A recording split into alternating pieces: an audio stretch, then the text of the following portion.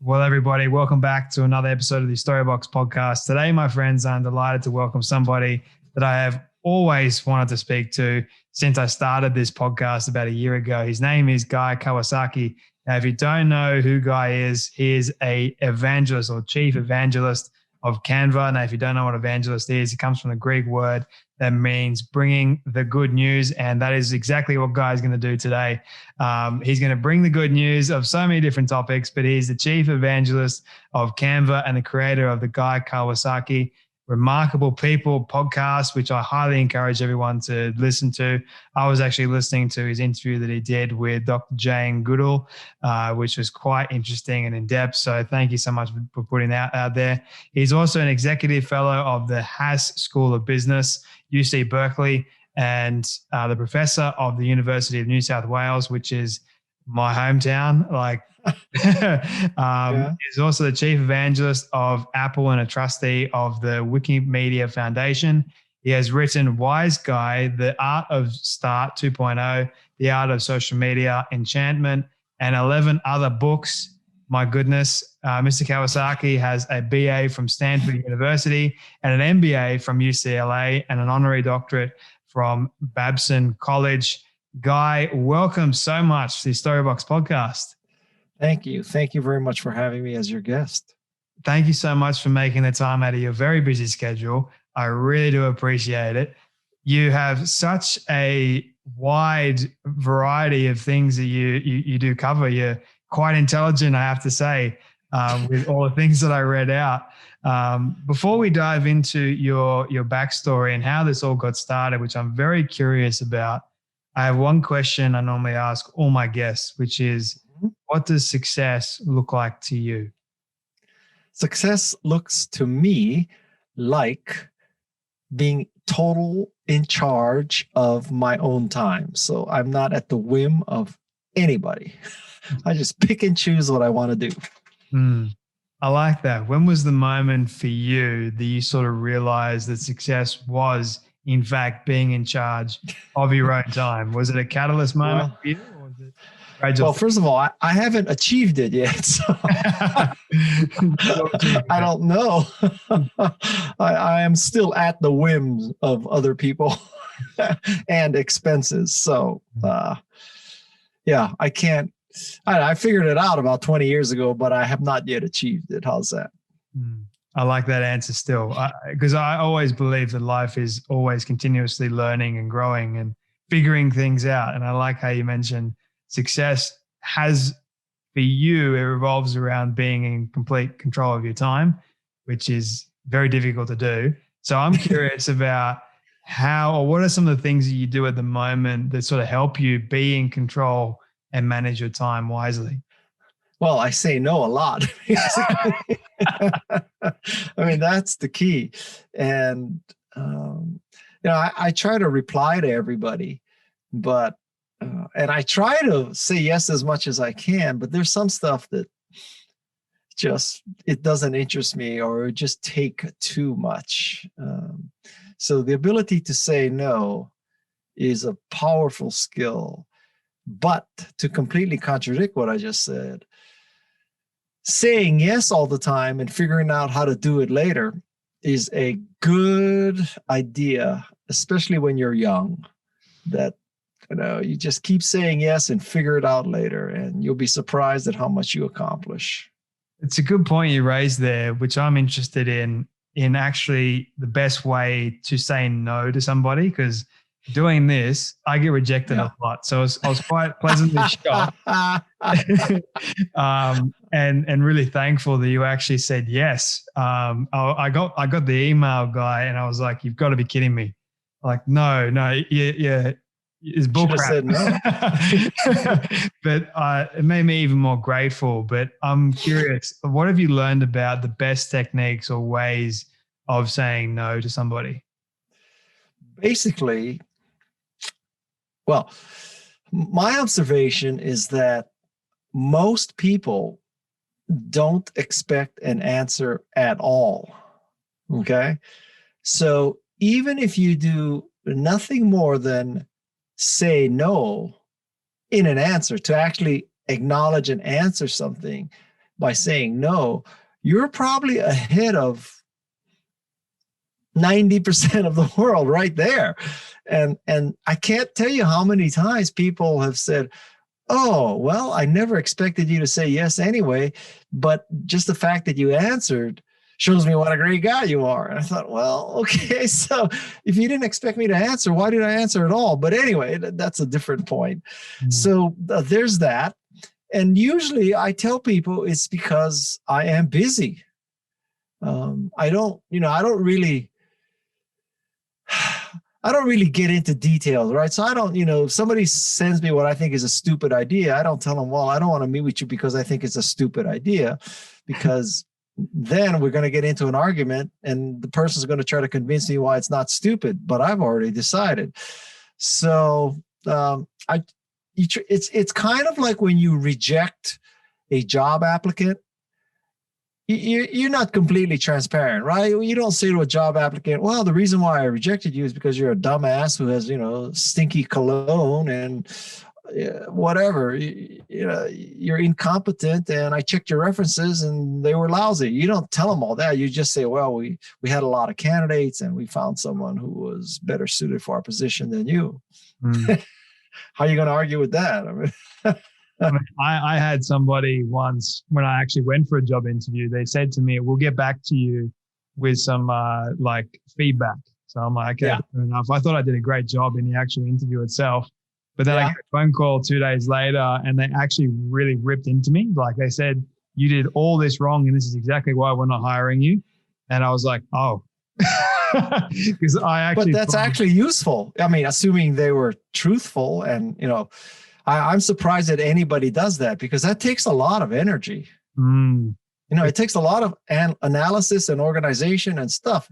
Just saying we found someone better qualified, that's the end of the discussion. But if you say, okay, so these are the 5 things you did wrong, man, that's like an hour or 2 hour discussion right there.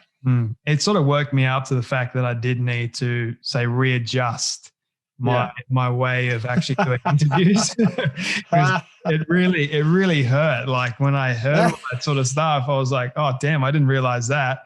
Here I was thinking, it was like pride and ego. I allowed it to get into the forefront of my brain. But you mentioned there for a moment of when people say no, they've sort of already made up their mind.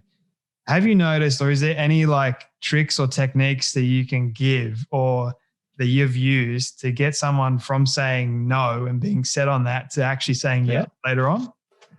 Well, there are, shall I say, 2 schools of thought, right? So one is the never take no for an answer. No means not yet. There's that, right? So you just persevere and whatever. The other theory is, which is closer to my theory, which is if a person says no, cut your losses, get the hell out of there, and move on to the next thing. Why waste your time? I'm closer to that model.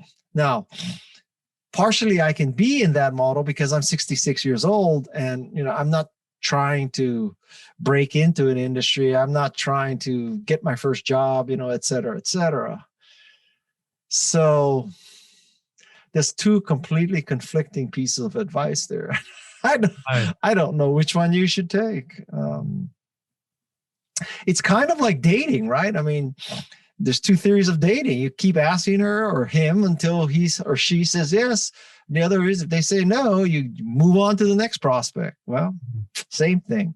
Wear them down.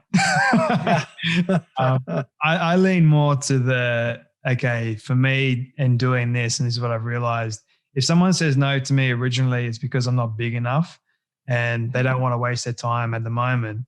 And secondly, I always say, well, okay, that means it's not at the moment, not the present moment is not a good time. So it's not now. Not yet. So then I will wait. It's like I have a saying that I so often say. I always like persistently practicing prayer with patience and perseverance. And well, how many downloads do you get for each episode these days? It depends, like on the actual person that comes on, like averaging around 10,000, 20,000. Well, that's great. Yeah, for the first year, it was really good. And I just started putting things on YouTube and I had a couple of them sort of like blow up on on YouTube, but it's very like, it's a hard thing because sometimes you get ones that only reach 1,000. Sometimes you get other ones that reach 10,000. Trust me. I think the hardest part of podcasting in general is hard, right? So it's hard to get the guest. It's hard to prepare. It's hard to do a good interview. It's hard to edit the interview. But then the hardest thing of all is to get people to listen to it. And I can't tell you that I have figured that out yet. It would be a lie if I told you I knew the answer to that. But you have a pretty successful podcast yourself, where you've actually interviewed some very high profile people and done a stellar job at doing that in the first place. I guess what I could ask you right now is how did that all begin, and what have you learned about the art of an interview? Well, I'm a instant success. It only took me 35 years. So I will tell you quite candidly that I think my guest list is as good as anybody's in podcasting. Anybody's, NPR, anybody's. If you looked at Jane Goodall, Margaret Atwood, Ariana Huffington, Martha Stewart, Christy Yamaguchi, Steven Pinker, Stephen Wolfram Woz, I got them. No question. But I don't know how to get millions of subscribers. So I have tens of thousands of subscribers. I want millions. So, I look at Joe Rogan, I say, well, what does he have that I don't have? And I don't have the answer to that question. Part of it is he started earlier. So it was a land grab. And when he was starting podcasting, it was like Lewis and Clark in Oklahoma. And, you just put your stake in the ground and you say, okay, this is my 100 acres. Well, you and I entered in the last year. It was more like, oh, we're in downtown Manhattan and we have to find something to sublet. It's a little different. Yeah. Especially like if you already do have like a name, whether it's in business and you've decided to start your own podcast, people actually recognize that name. Yeah. Well, that helps. It does help a lot. Whereas for me, I started this, nobody knew who the hell I was. Should I put my time in speaking with Jay, who's from Sydney, Australia? He's just started this thing, doesn't really have all the numbers yet. It's all those kind of questions that sort of I understand that people ask. And I like how you mentioned the Joe Rogan thing. Partly, I think it's because he had a big name before and being in UFC and comedy, but also because like the way he interacts with his guests too is very unique. And it's like the art of an interview. It's one of those things that it's very hard to teach. You just got to like sometimes you got to go with the flow and sort of try and navigate as best you can. But what have you noticed doing podcasting about interviewing people and asking all the right questions? Listen, I can't tell you that I think I've mastered podcasting, particularly the marketing of podcasting. Getting the guests, as I said, I got the guests. The questions, I prepare 2 to 4 hours for each episode, reading about them, reading their books, all that. I probably spent another 2 hours editing the raw audio, and then a sound design engineer takes his pass at it, which is probably another 5 hours. So all told, in every episode of 1 hour of Remarkable People, there's probably 10 hours of work. So what do you think that number is for you? Oh, it's a lot bigger than that because I release 3 episodes a week, and there's a lot of like content that does go into it, like all the social media posts saying what. Oh, no, I'm not counting that. I'm just saying from the time you decide to interview, Jane Goodall till the time that it's done, but not marketed, just getting the done audio. How many hours do you think there's? I'd say around 15 hours. Yeah. For an episode. Yeah. I spend a lot of time like either researching a person, getting to know. But I also like going into some interviews, depending on the person, completely blind. So I can have an organic, enriching conversation with the person because I feel like that's where the most value lies. So there's that. And then there's also actually having the interview. Sometimes they can go for about an hour. I've had one that went for 2 hours, just depending on how much time the person has. And then actually editing it. So I listen back to it again and see if there's anything that I've said or they've said and it doesn't really make too much sense. I chop it out. And then it's more or less like taking another pass at it, like not just the actual audio. Yeah. Well, maybe I can save you some time. Please. Do you know what a product called Descript? I don't know. Okay. So how do you edit audio? Do you use some like Audition or something like that, and you just go back and forth and, try to pluck out what you want to get rid of, that kind of thing? I use Audition and I also use Premiere Pro.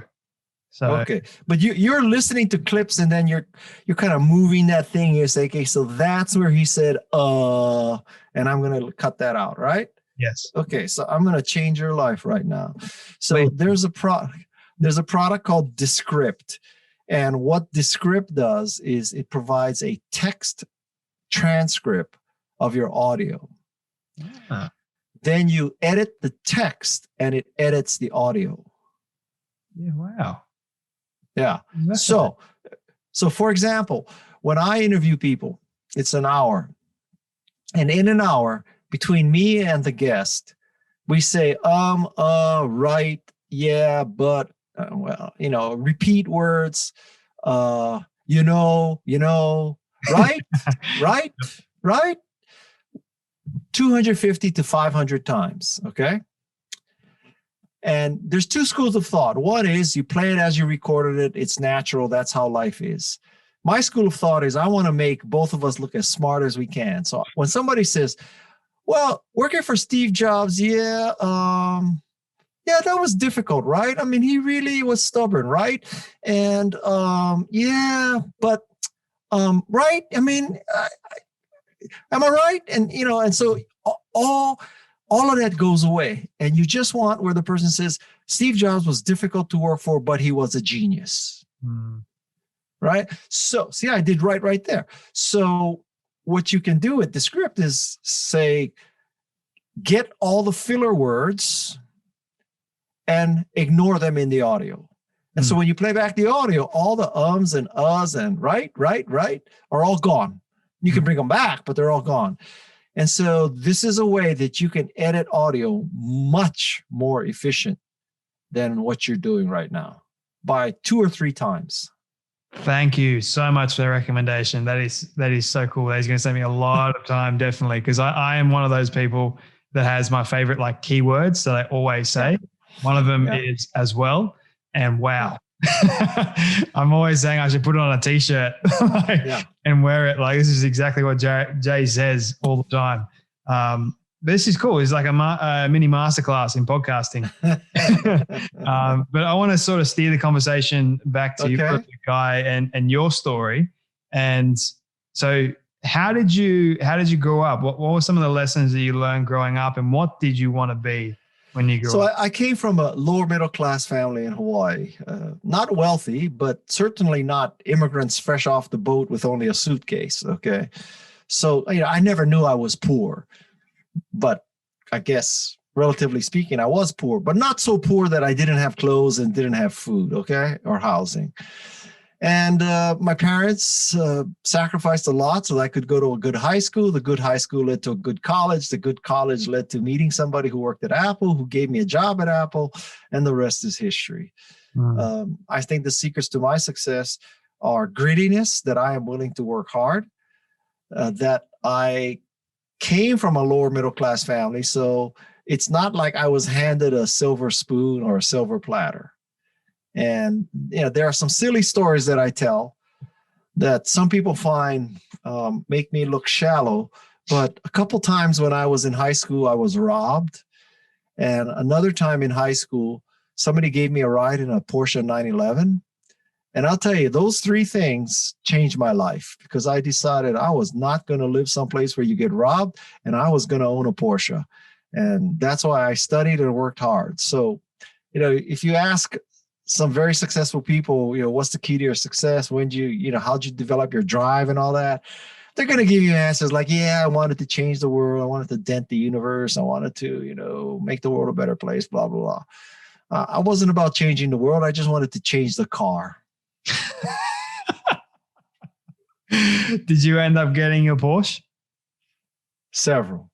I love it. Why specifically? I'm curious. Why specifically a Porsche in the first place? I think it was just imprinting that early in my life. I got a ride in a 911 and I just got imprinted. That's the way to go. In college, my college roommate came from a wealthy family, and I once visited him, and his mother let me drive a Ferrari. Ooh. So that was, that just kind of reinforced the whole shallowness of my motivation. But I don't know. Ferraris, we're really going down some rat holes here, but believe it or not, Porsche once invited me to go on a dealer. It was the country managers of Porsche from all over the world met, and they went to Italy for kind of a executive offsite meeting, thing. And believe it or not, Porsche took all of us to the Ferrari factory. So, you'd think they're competitors, but I guess not. So Porsche took us to the Ferrari factory. And I swear I remember this right. But so we're walking around and getting a tour of the Ferrari factory, and it's break time.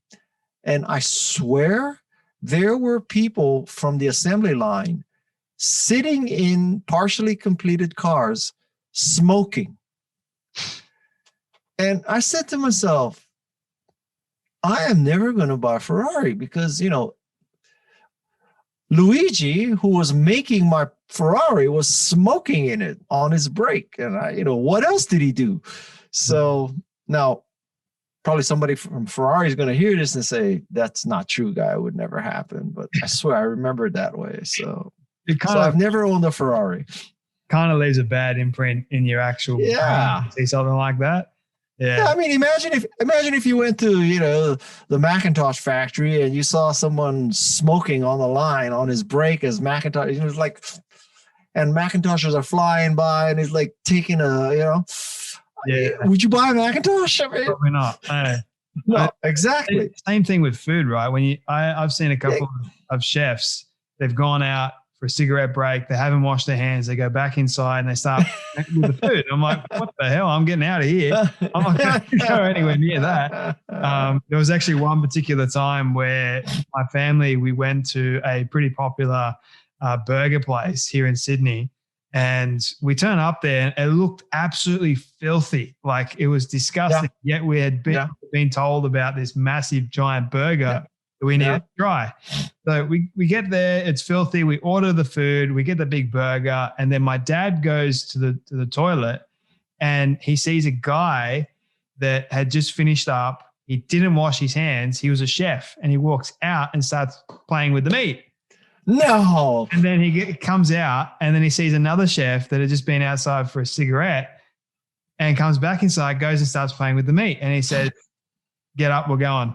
We're not gonna touch the meat or any of the food. Oh my goodness, that was like that was an experience and a half. But it leaves those imprints of no kidding. My favorite place to eat in Australia is a little place at Balmoral Bay.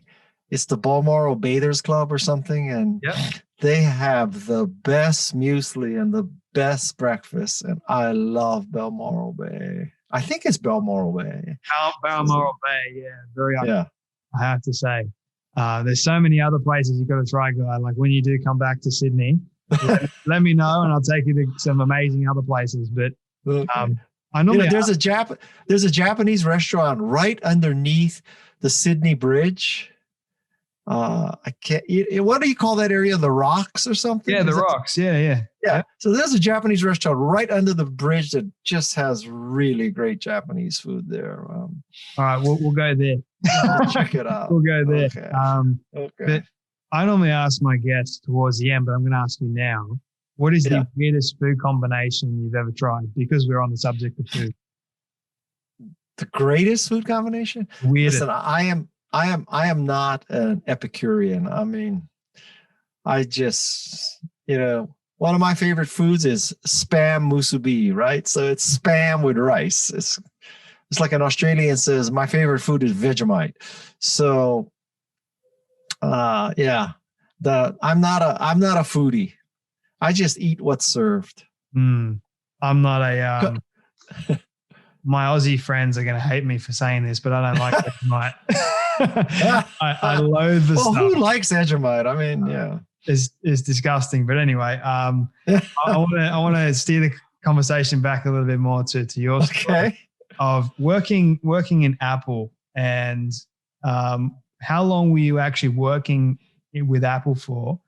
And I worked for Apple twice, once from 83 to 87, and then once from 95 to 97.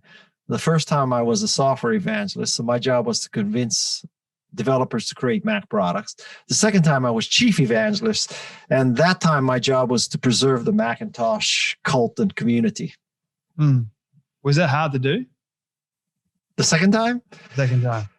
The second time was harder because at that point, Apple had fired Steve Jobs and John Scully, and it was a whole controversy and, layoffs and all that. But, Apple pulled through, not because of me, but Apple pulled through. And what did you notice during that time about being creative and what it means to actually be creative?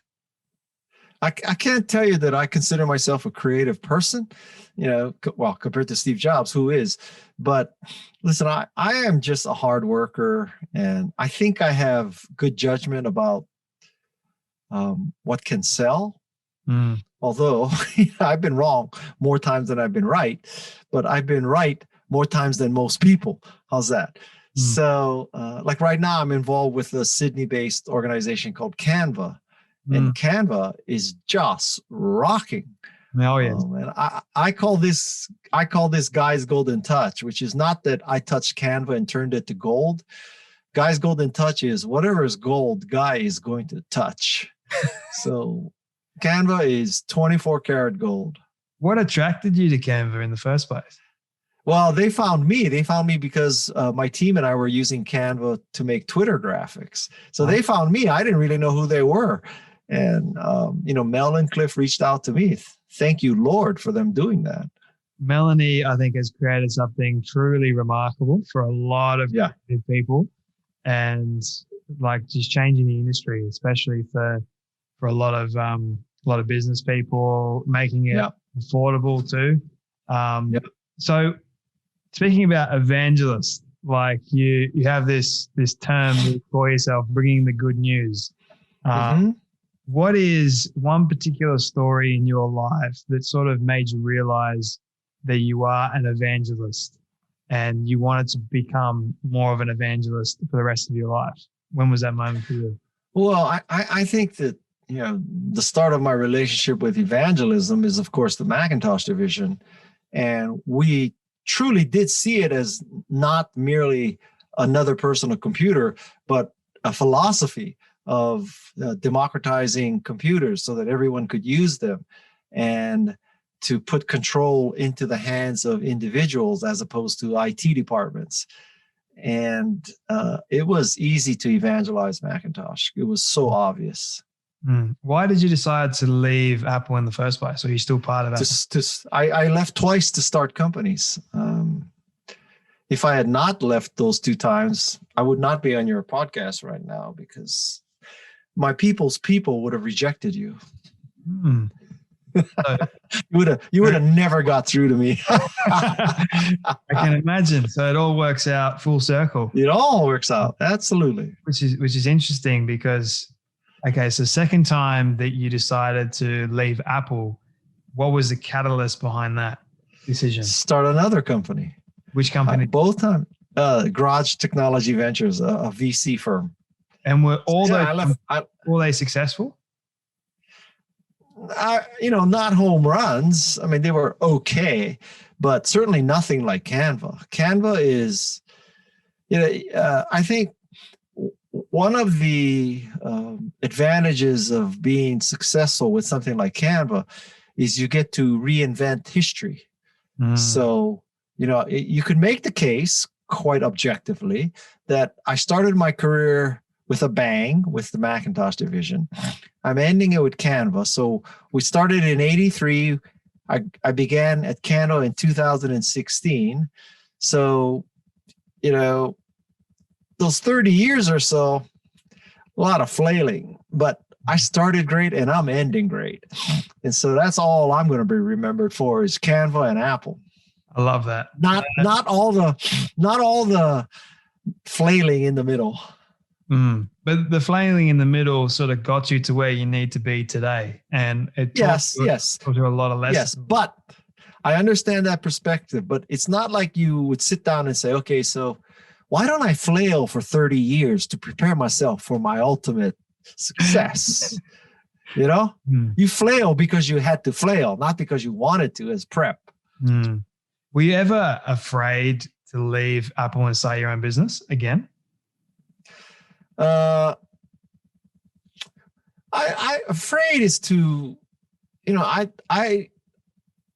I wanted to be an entrepreneur. There was no question. But to be honest, every entrepreneur is afraid. Every entrepreneur is afraid that his or her product won't ship and people won't buy them. And any entrepreneur who tells you any different is lying to you. And that's whether it's Steve Jobs, Elon Musk, Guy Kawasaki, or somebody starting a bakery. Everybody is afraid.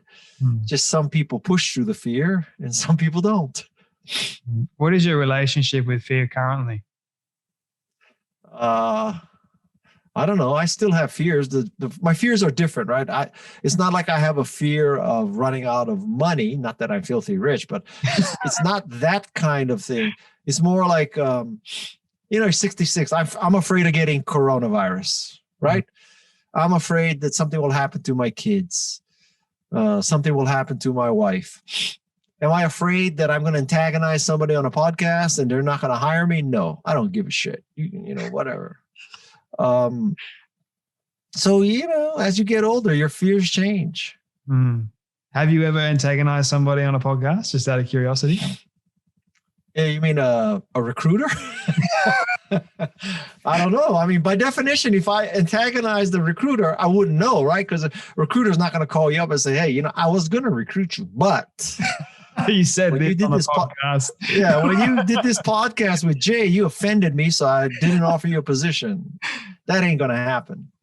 And what have you noticed about, I guess, questions? Like, is there one particular question that you have for yourself that you haven't been able to answer over the years?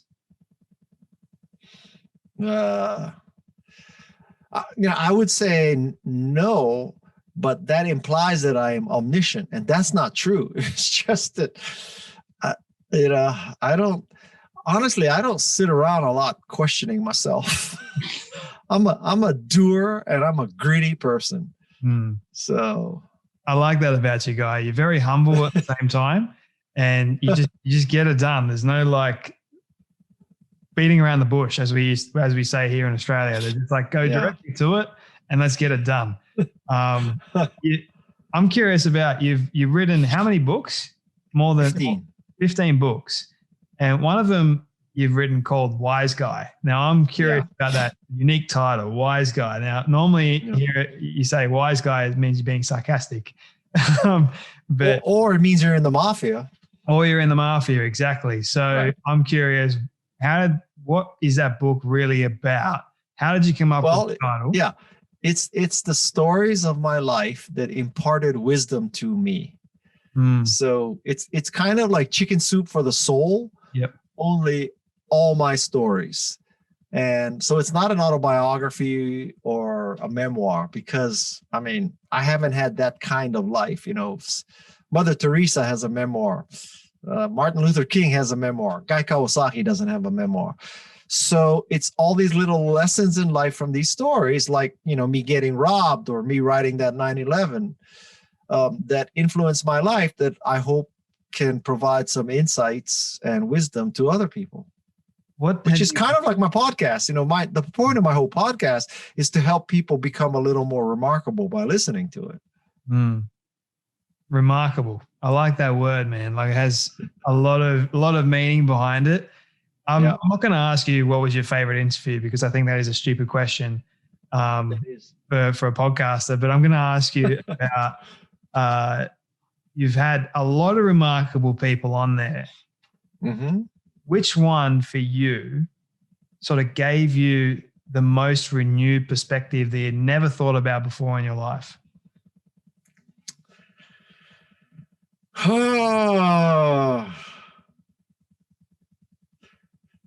Listen, I've had 52 great interviews. Every one of them added something. I can't tell you that there's one in particular just changed everything for me. By definition, I'm highly, highly selective on who gets into my podcast, and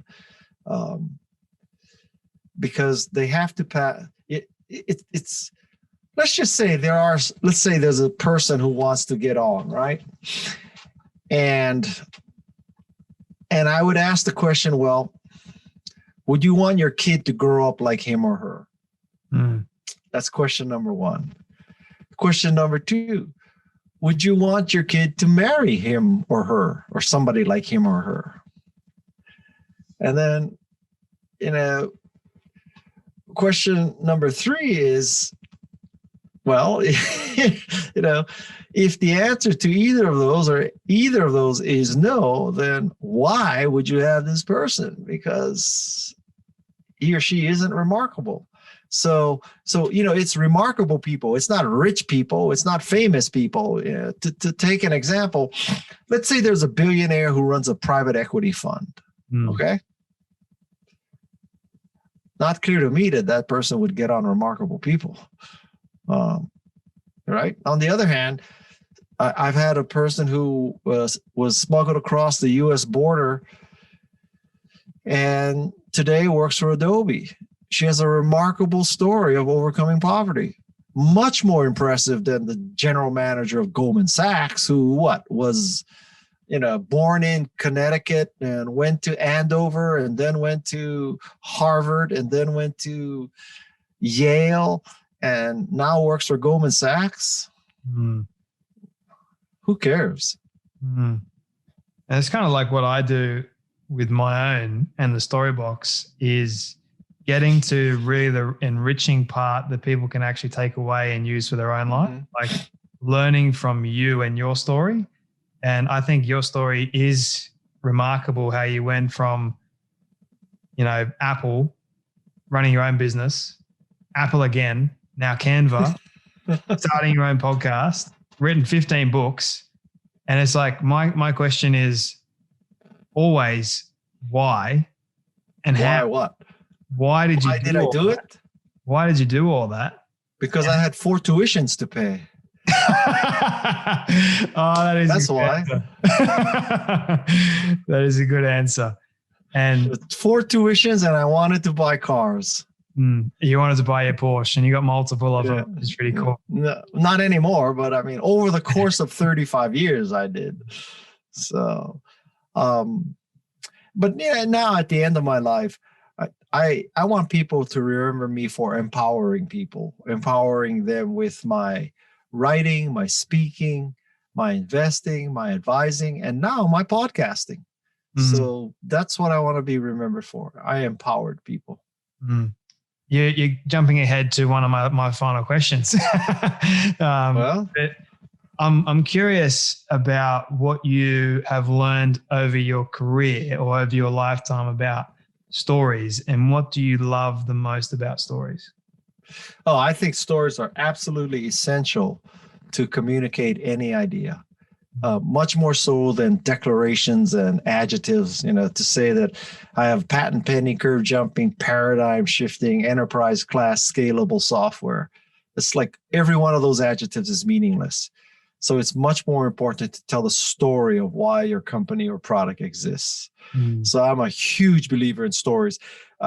When I give my talks, I usually use a top 10.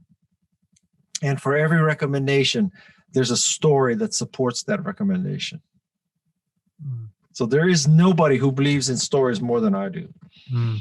Oh, I can second that and say that I'm a huge proponent and lover of stories. I feel like each and every one of us does have a story. It's unique to that person. Yep. There are similarities, but it's always unique. Stories have the innate ability to change nations, to move people in that way, to convince. It also has the ability to go in a bad and negative way. There's tons of bad stories, not in the sense of they're bad storytelling, but they're actually bad stories. For example, like Holocaust, that's a bad story. Yes. But still, it changed a lot of people's viewpoints and society and everything like that. That's what I mean. It's so powerful to move. So I'm a huge lover of stories myself, and even my story is crazy and wild. And I'm only 24, so I'm I still got a lot to learn. I'm not there yet, Guy, and my story is still evolving. So my second and final question for you, Guy, is what is the worst piece of advice you've ever received? Boy, no one's ever asked me the worst piece of advice.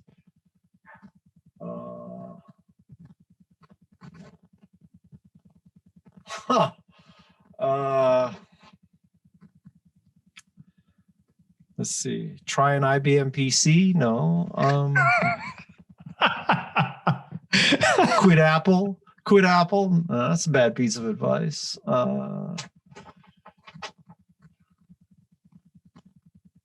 I must admit, it's not that I haven't had bad advice. I think that part of my success in life is that I don't waste bandwidth. So I can't remember the bad advice because by definition, why would you remember bad advice? So I'm going to have to punt on that question. I don't have a good answer for you. There's quite a few people that have actually said similar, like, oh yeah.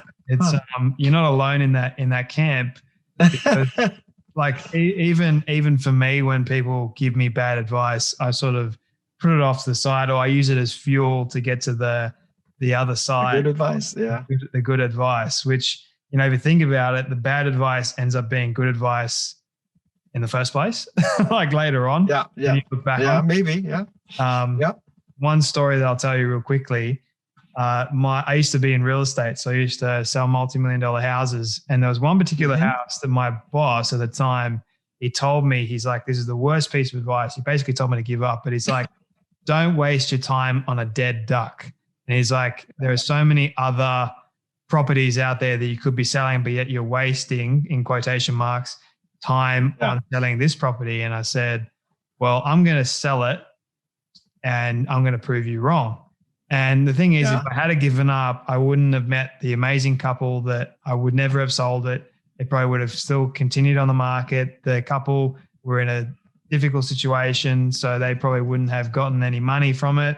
So the point was, it was bad advice. If I had taken it and just said, I'm not going to do it, I'm going to follow him because, everything that he says is gospel. Yeah. But I chose not to. And ended up being the best piece of advice later on for me. So if only we could figure out in advance what's good and bad. Exactly. I know, right? It would be so. Therein lies the hard part. Yeah. If we all had that mindset. But no kidding. Yeah, no kidding. My final question for you, Guy. This is my all-time favorite question I ask everyone at the end. Yes. So it's a hypothetical question. Just imagine. And you sort of touched on it a little bit earlier when I mentioned it. But you've been able to reach the age of 100 and your friends have decided to put together a film for you, the Guy Kawasaki film, of everything you've ever seen and everything you've ever done. Don't ask me how in the world you got it all. We'll just call it magic. But they've been able to get it and show it to you on your 100th birthday. What do you want that film to say and to show about your life? Probably there'll be two things: that my kids grew up to be, good people, and that I at some point became a pretty good surfer. How's that? I definitely watch that. Okay. Well, Guy, thank you so much. All righty. For your time. Thank you. Where can people find you and connect with you? GuyKawasaki.com or LinkedIn. Fantastic. Well, Guy, thank you so much for the Storybox podcast. Take care. Nice to talk to you. See you in Balmoral Bay. Bye. See you there.